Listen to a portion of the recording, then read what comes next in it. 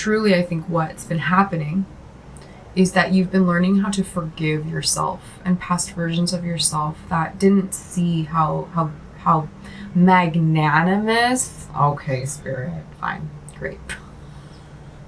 It's a great word. I was gonna say like how wonderful you are, how beautiful you are, how incredible you are. But we'll take magnanimous.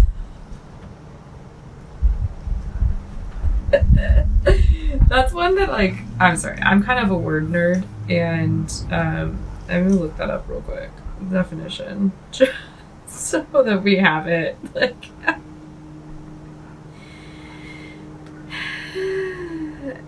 generous or forgiving, especially toward a rival or less powerful person. Really?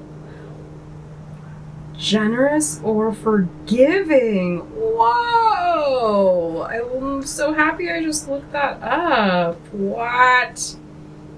A magnanimous person is characterized by a generous and forgiving spirit, displaying nobility, kindness, and selflessness, especially towards those who may not deserve it or who have wronged them.